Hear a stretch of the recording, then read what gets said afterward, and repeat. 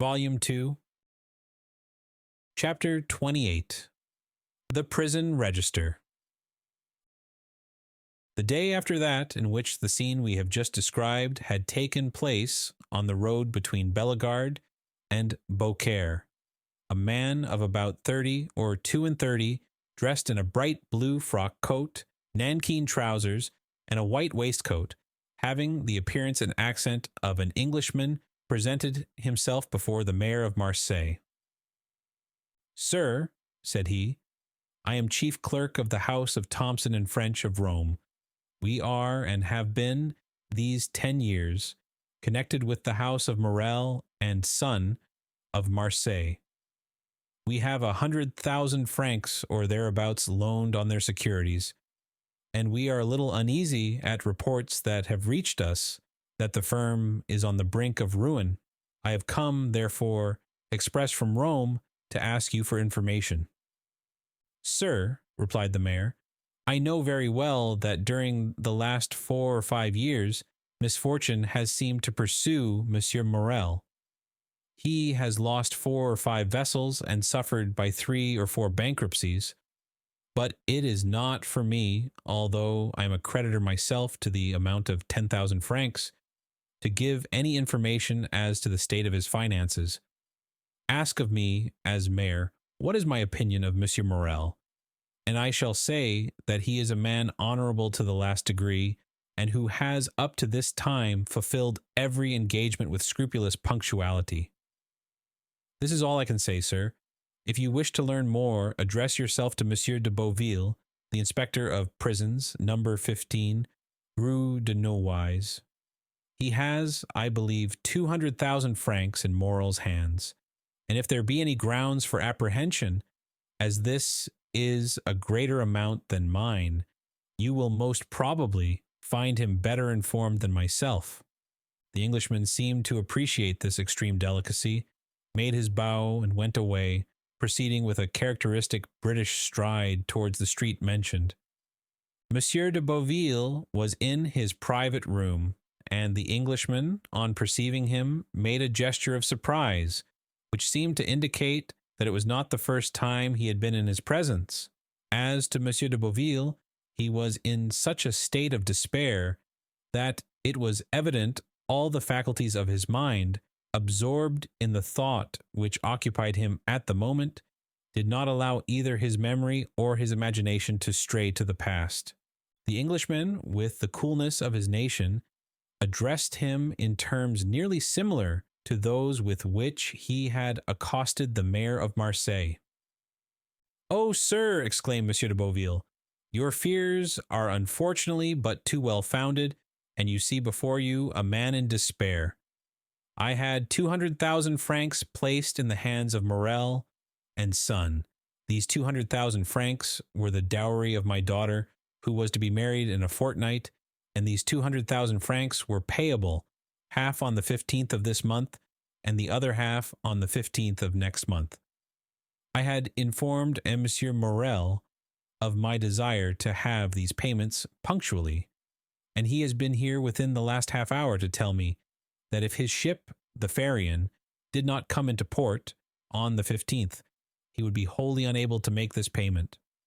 But," said the Englishman, "this looks very much like a suspension of payment."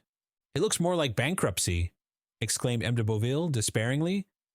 The Englishman appeared to reflect a moment, and then said, "From which it would appear, sir, that this credit inspires you with considerable apprehension. To tell you the truth, I consider it lost." "Well, then, I will buy it of you." "You?" "Yes, but at a tremendous discount, of course." "No, for 200,000 francs. Our house," added the Englishman with a laugh, "does not do things in that way. And you will pay ready money."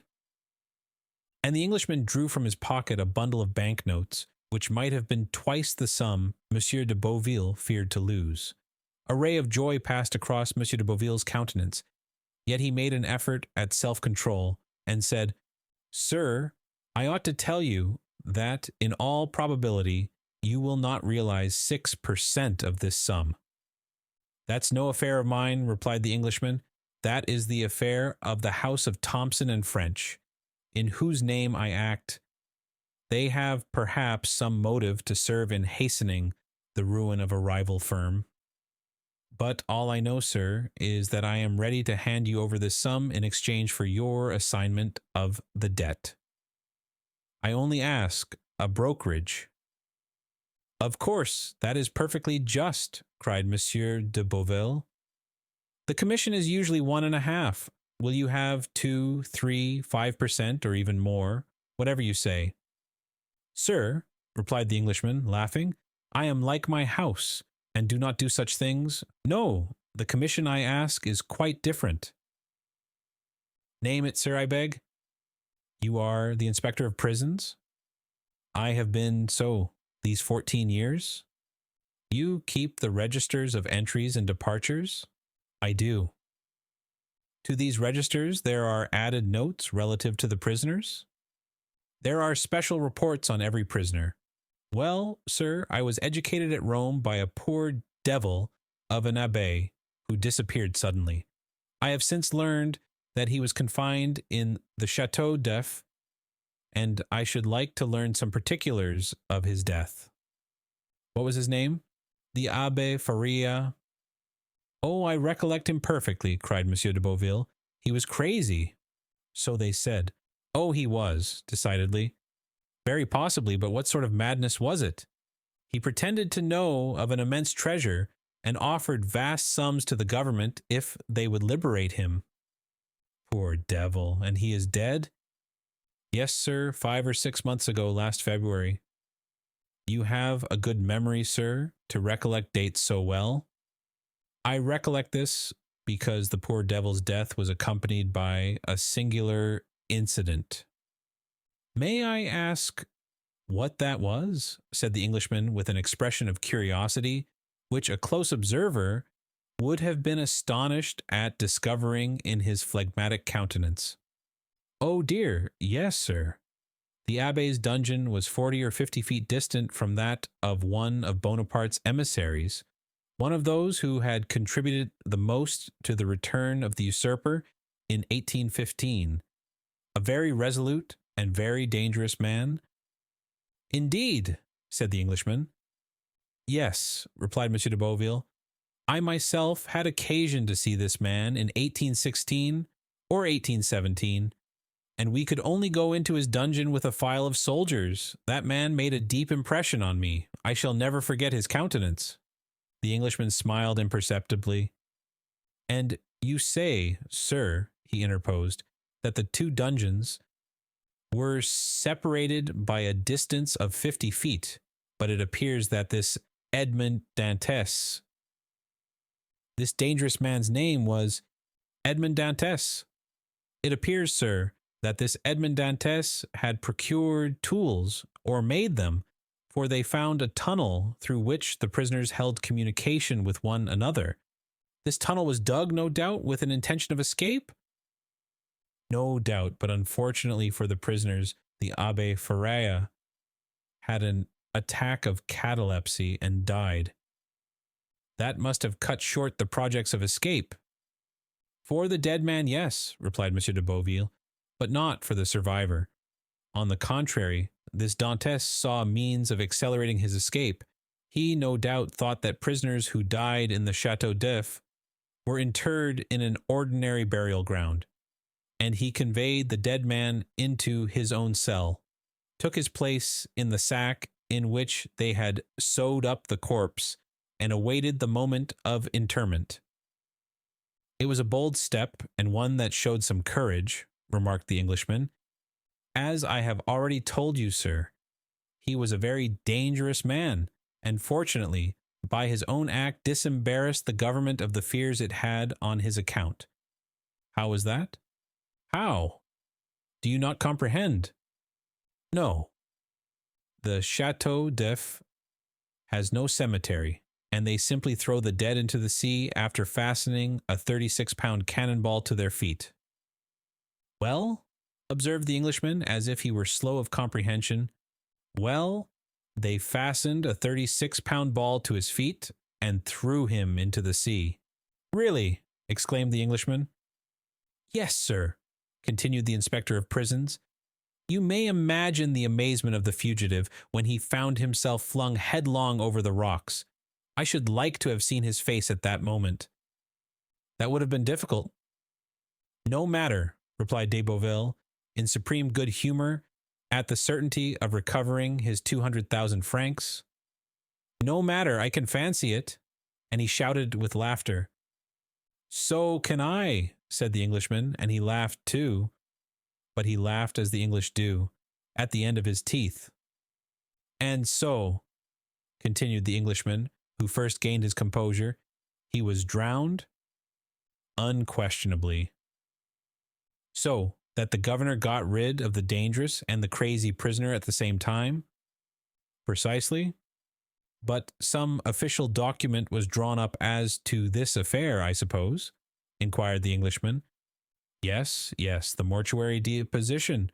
You understand Dantes' relations, if he had any, might have some interest in knowing if he were dead or alive. So that now, if there were anything to inherit from him, they may do so with easy conscience. He is dead, and no mistake about it. Oh, yes. And they may have the fact attested whenever they please. So be it, said the Englishman, but to return to these registers. True, this story has diverted our attention from them. Excuse me. Excuse you for what? For the story? By no means. It really seems to me very curious. Yes, indeed. So, sir, you wish to see all relating to the poor abbé, who really was gentleness itself. Yes, you will much oblige me. Go into my study here, and I will show it to you. And they both entered Monsieur Beauville's study. Everything was here arranged in perfect order. Each register had its number, each file of papers its place. The inspector begged the Englishman to seat himself in an armchair, and placed before him the register and documents relative to the Château d'If, giving him all the time he desired for the examination, while de Beauville seated himself in a corner and began to read his newspaper. The Englishman easily found the entries relative to the Abbé Faria, but it seemed that the history which the inspector had related interested him greatly. For after having perused the first documents, he turned over the leaves until he reached the deposition respecting Edmond Dantes. There he found everything arranged in due order: the accusation, examination, Morel's petition, Monsieur de Villefort's marginal notes. He folded up the accusation quietly and put it as quietly in his pocket. Read the examination and saw that the name of Noirtier was not mentioned in it. Perused, too, the application dated 10th April, 1815, in which Morel, by the deputy procureur's advice, exaggerated with the best intentions, for Napoleon was then on the throne, the services Dantes had rendered to the imperial cause, services which Villefort's certificates rendered indisputable. Then he saw through the whole thing.